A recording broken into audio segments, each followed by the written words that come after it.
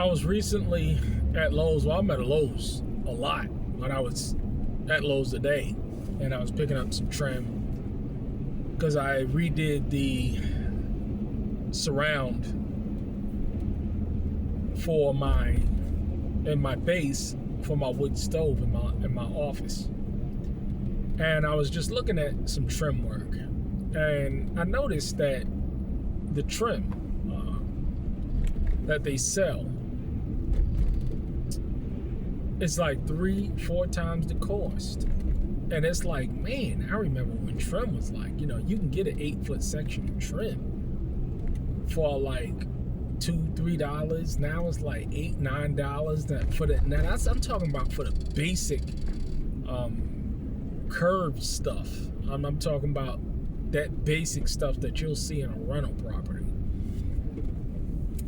I was looking at tile, just all these little things that is needed to go into renovating a home, let alone the pressure treated wood. And all of the prices have significantly gone up. And I think about this in the context of people moving from the cities to the country. I moved about just over 10 years ago now. Man, the time goes by fast. But I moved about 10 years ago, or it's been over 10 years now. And the property that I own currently now, if I was to buy it now as opposed to 10 years ago, it's gone up 5 times in value. 5 times in value it has gone up.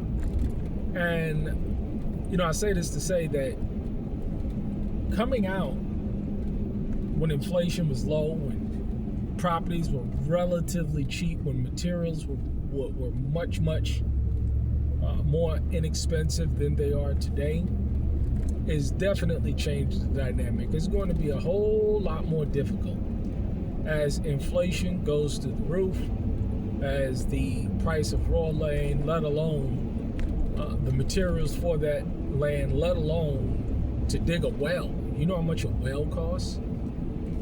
You're talking about $15,000, $20,000. That's not something that I'm aware of that you can go to a well company and finance. Probably there's well financing. I don't know. I just don't know. I can't speak to that. But to dig a well, you're talking about $20,000, depending on the depth. And the deeper it is, and I'm talking about $20,000 with a pump and everything, because again, you got to run the irrigation lines. People think that it's just digging a hole in the ground and putting a hole in the ground and putting a pump in it. You got to dig the hole in the ground. You got to put the pump in the hole. You got to run your lines 2 feet deep or 16 inches deep, or to wherever it is that you want it to go on that property, pastures, homes, so forth and so on. You got to put a pressure tank in that will handle the load. All of this stuff costs money, cash money. And this is the simple reason why a lot of people, they may want to come out, but they're just not going to have the economics to do so. Even from a group perspective, I'm noticing. And speaking to people out there, being a part of different, homesteading groups and prepper groups, and on Facebook, you get a chance to speak to a lot of different people with regards to their interests and their desires to move. But I always tell people, and I always ask people the question. Another request came through now in Wix. But I always ask people the question, first and foremost, how much money do you have saved? And that's unfortunate, because the answer that I always get back is 0. They have no money saved. It took me over 3 years to save up to buy this piece of land with cash. Now I notice a whole lot of other people is they're doing 100% finance. They're getting into debt to purchase, their lands, and so therefore you got to have mortgage insurance. You got to have all of this stuff. If you have a mortgage insurance, right, and you have a piece of land, chances are they will not allow you to put a wood burning stove in that piece of property, or in that home.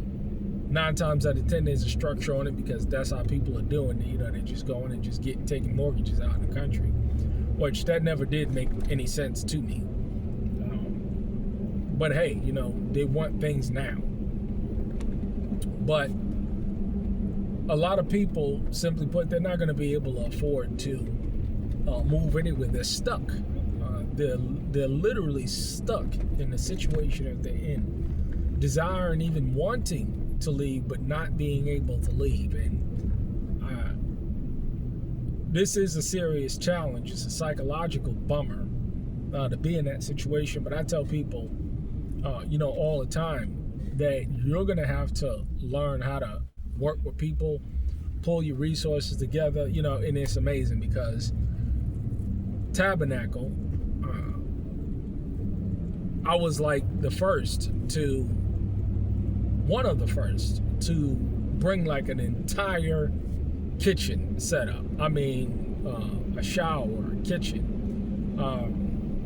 setup, a bathroom setup, a grill, a smoker, tents, all of that, all of the, solar panels, all that stuff necessary to live,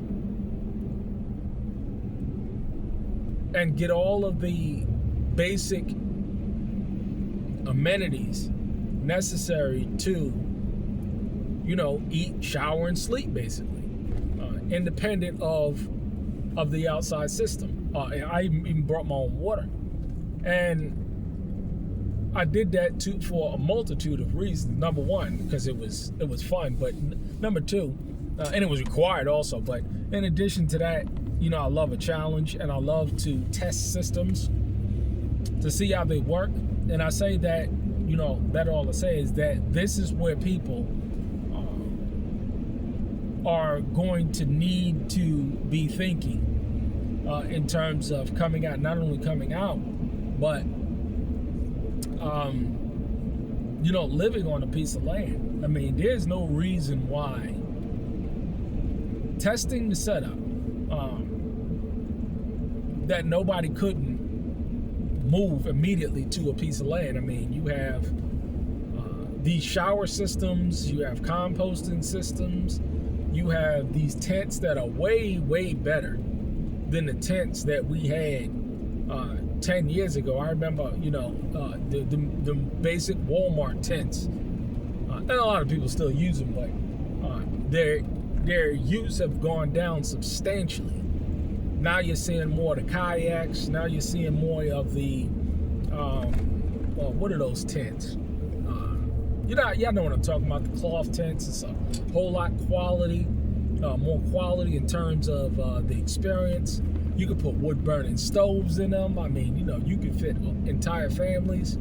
And this is where we're going, because a lot of people, provided that you don't have, the economic resources to go, and very few people do, to move to a piece of property and, build a house. I mean, you're talking about many, many years. I'm talking about at least a 10 years, if not more.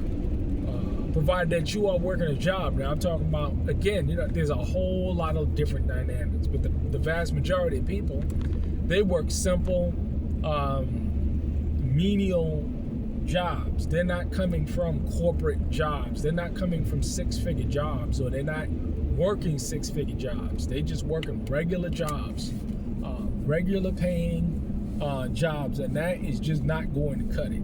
That's not going to cut the mustard. And it's going to take you many, many, many moons to save up to have basic infrastructure put in. Now, I'm talking about basic. So